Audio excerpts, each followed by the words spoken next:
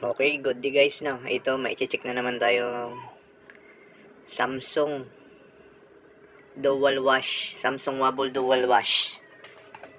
Ang problema naman nito, nagji-jerk siya. Nagji-jerk yung motor niya. Yan, ito, tinisting natin sa spin program. Tingnan natin kung anong problema nito. Kasi sabi ng customer, di daw ito nakaka-wash, di rin nag-i-spin. Nagji-jerk lang siya. Yan, hintayin lang natin mag number 10 minutes. Pag bumabit ng 10 minutes, tingnan natin. Diyan na yung iikot na siya.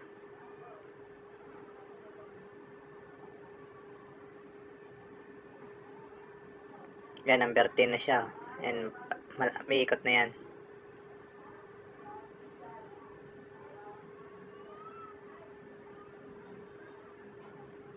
Yan guys, so yung drum niya, gumagalaw lang. Yan, parang nagji-jerk lang siya. Parang hirap siya. Hindi makausad. Tapos yun, bumabalik yung oras niya sa 13, no? Bumabalik yung time sa 13. Tapos bumibitaw yung drain motor niya. Isa pa, testing ba natin isa pa? Para makita natin. Hintayin lang natin ulit mag number 10 kung talagang ganyan siguro talaga yung sakit niya.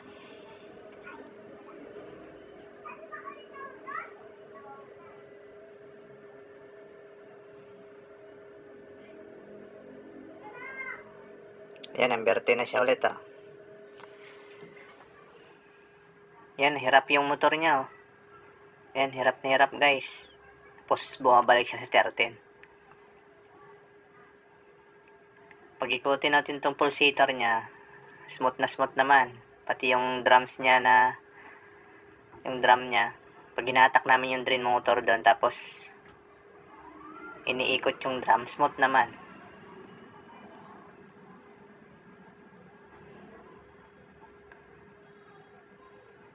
Check natin sa ilalim, baka may nakakalang lang. Wala naman, kaya ito agad yung duda namin, yung pinaka-hall sensor niya. Dito yung sakit sa taas guys. Pwede nyo siya i-check dito sa taas. Yung malapit sa may sensor niya, na sa akin yung maliliit lang. I-check natin guys. Simula tayo sa yung red na wire dyan. Dyan ang unang, dyan yung isang paa ng tester, tapos ilipat-lipat natin. Dapat guys yung kasunod niya 4.6, tapos yung kasunod ulit na pin 4.6 ulit, tapos yung dulo 0.8 na lang. Pero ito wala na, fluctuated na. Tinisting na rin natin yung water level sensor, mababa na siya guys. Ay, sabi ng customer, siya na lang daw magpalit. Okay, buksan natin yung ilalim.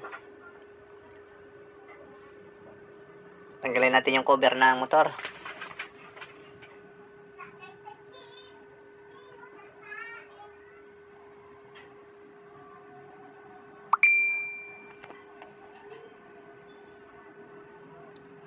Tapos, itong cover yung nut ng motor.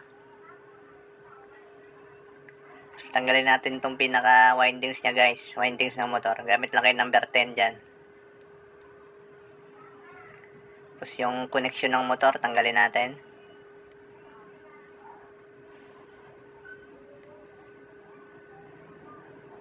Sikwatin na natin para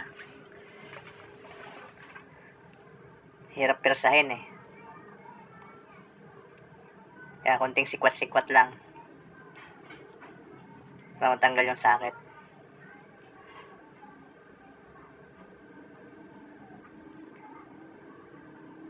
Yan, tinister natin ulit guys para sigurado. Yan, wala talaga, fluctuated talaga yung kanya binibigay niyang reading. Wala, kaya palitan natin to guys. Palitan natin. Yung papalitan natin, yan lang guys, ayan. Yung may thread na yan. Ay, may screw na yan. Yan, ito, bago na ito. Pinalit natin.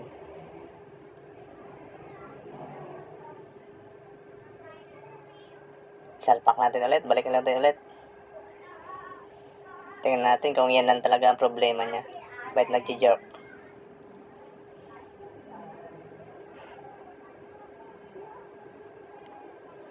Testing natin. Testing natin ulit sa spin. Hindi pa pala nakikabit yung sakit sa taas. Sakit na hole sensor, di pa pala nakabit. Kabit muna natin. Ayan, testing na natin. Start na natin, spin program yan. Tingnan natin kung mag-jerk pa siya.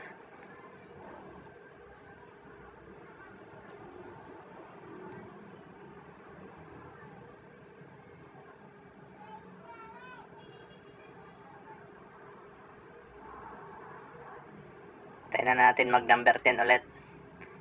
10 minutes.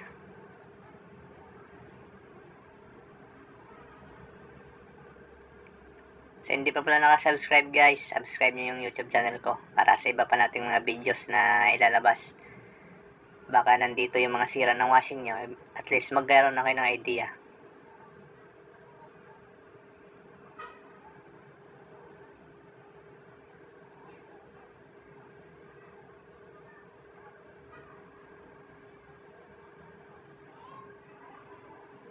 Tingnan natin.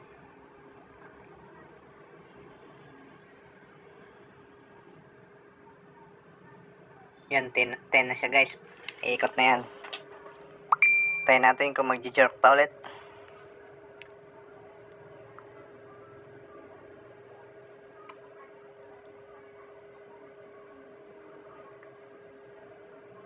Yan, okay na guys. Tumuloy na siya.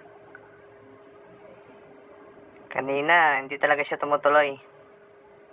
Kumakadyat-kadyat lang siya.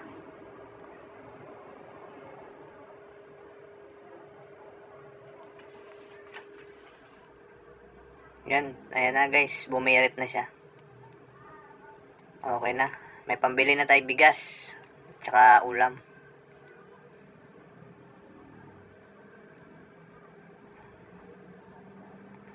Okay. Guys, maraming salamat sa panonood guys. Bye-bye.